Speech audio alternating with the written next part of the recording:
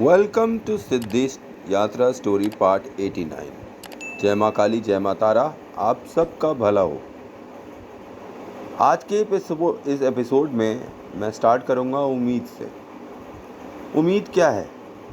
उम्मीद एक आशा है जो आप जगा लेते हैं जब आप किसी के लिए कुछ करते हैं, और जब वह उसके विपरीत कुछ करता नहीं है तो आपको दुख मिलता है। तो उम्मीद क्या है? उम्मीद एक मूल दुख का कारण है। तो नाउम्मीद होकर काम करो, दुख होगा ही नहीं।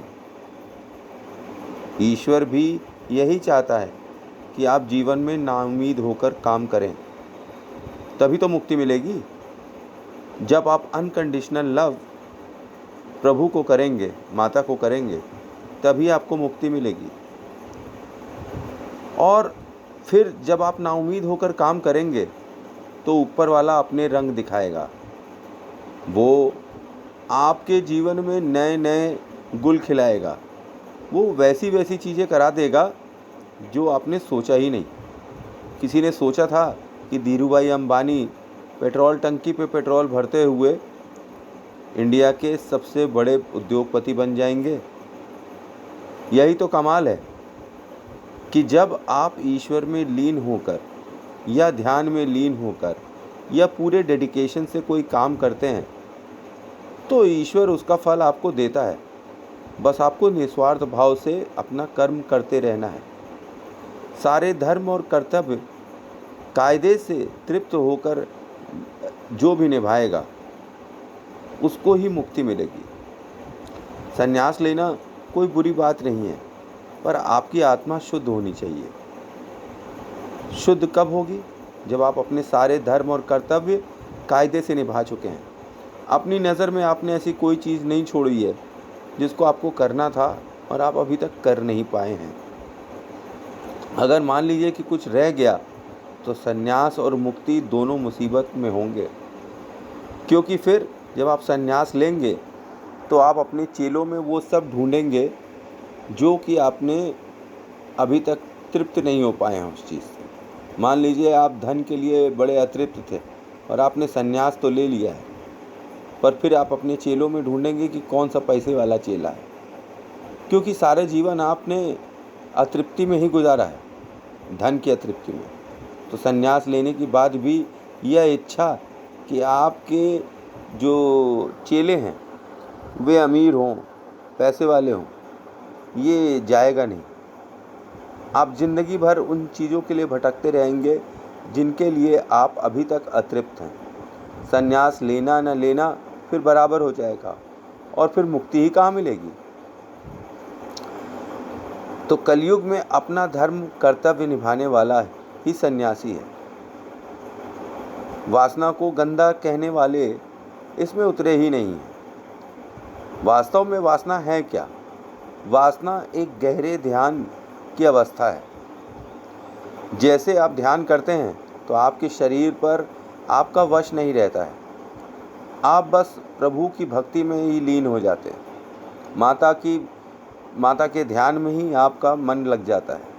उस वक्त आपको ये नहीं समझ में आता है कि अगल बगल आग लगी है कि क्या हुआ है। बस आप माता का नाम जाप करते ही जाते हैं, करते ही जाते हैं, करते ही जाते हैं। उसी प्रकार से वासना भी है। वो भी एक ध्यान की एक अवस्था है। जब हम वासना में उतरते हैं तो हमें केवल वासना ही दिखाई पड़ती है और कुछ नहीं, हम उसी में लीन हो जाते हैं। तो ध्यान का एक दूसरा पहलू वासना खुद है, और लोग वासना को गंदा कहते हैं। आप ध्यान करिए कि बुद्ध भी इस जीवन में बुद्ध जब बने, जब उन्होंने वंश वृद्धि कर ली थी। वंश वृद्धि करने के पहले बुद्ध नहीं बने। उन्होंने जीवन के अनेक आयाम के स्वाद चखे, अपने वंश की वृद्धि करी, उसके बाद ही वो बुद्ध बनने के लिए निकले। और बाद में उन्हें पता चला कि वो जो भी कर रहे थे वो सब व्यर्थ था। जीवन की सारी लीलाएं व्यर्थ हैं। मृत्यु ध्यान ही सत्य है, मतलब मृत्यु या ध्यान ही सत्य है। मृत्यु पर ही मुक्ति मिलेगी और ध्यान करने से ही आपको मुक्ति मिलेगी। इसका अर्थ यह है कि या तो मृत्यु से या ध्यान के द्वारा ही आप ईश्वर को प्राप्त कर सकते हैं, उस परम सत्य को जान सकते हैं, उस परम सत्य का एहसास कर सकते हैं जो आपके शरीर के अंदर स्वयं विराजमान है। जो ब्रह्म आपके अंदर है उसको आप या तो मृत्यु के समय या तो ध्यान के समय ही जान पाएंगे। और मेरे ख्याल से तो ईश्वर को प्राप्त करने के यही दो मार्ग रह गए हैं कलयुग में। काम, क्रोध, मोह, माया का स्वाद तृप्ति देने वाला है और पूर्ण तृप्ति ही मुक्ति का मार्ग है। मतलब कि जब तक आप कोई भी चीज़ से तृप्त नहीं हो जाएंगे आपको मुक्ति नहीं मिलेगी। आपके शरीर बदल जाएंगे, हर जन्म में आप अलग अलग रूपों में आएंगे और अपनी उसी अतृप्त इच्छा को पूर्ण करने के लिए नित्य नए क्रियाकलाप करते रहेंगे, इस जन्म में ना सही अगले जन्म में सही। तो जीवन मरण का चक्र जब तक ख़त्म नहीं होगा जब तक आत्मा की तृप्ति नहीं हो जाएगी। तृप्ति किसी भी चीज़ को लेकर हो सकती है, धन की, वैभव की, प्रसिद्धि की, संभोग की, किसी भी चीज़ की तृप्ति, प्रेम की। जब तक आत्मा तृप्त नहीं होगी तब तक मुक्ति नहीं मिलेगी। किसी भी क्रिया को इतनी बार करो कि आत्मा तृप्त हो जाए। जब आत्मा तृप्त होगी तभी तो सिद्धि मिलेगी, तभी तो विजय मिलेगी। तो इसीलिए जब हम मंत्र जाप भी करते हैं तो इतनी बार करते हैं कि मंत्र सिद्ध हो जाते हैं, माला सिद्ध हो जाती है, हमारी वाणी सिद्ध हो जाती है। उसी प्रकार से जीवन में भी है कि जीवन के जो भी क्रियाकलाप हैं, जिनको भी आप चाहते हैं, जैसा भी आप चाहते हैं, आप अपनी इच्छा को दबाइए मत। उसको इतनी बार करिए कि आप तृप्त हो जाइए, उकता जाइए उससे। और जब आप उससे उकता जाएंगे तो आपकी विजय होगी। या तो छोड़ दीजिए या उकता जाइए।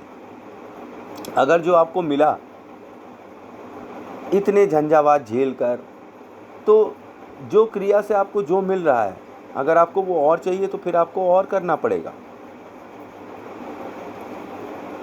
और इसको तब तक दोहराते रहना पड़ेगा जब तक कि आपकी आत्मा तृप्त ना हो जाए।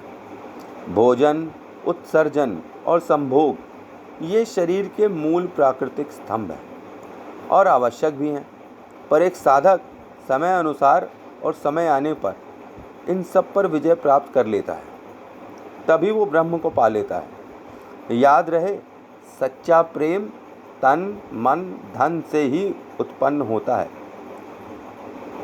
जहाँ ये तीन नहीं है वहाँ कोई प्रेम कलयुग में नहीं होता है। जहाँ स्वार्थ है वहाँ भी प्रेम नहीं है, बस एक प्रतीक्षा है स्वार्थ सिद्धि की। अनकंडीशनल लव माता काली के लिए ही हमारी मुक्ति का द्वार है।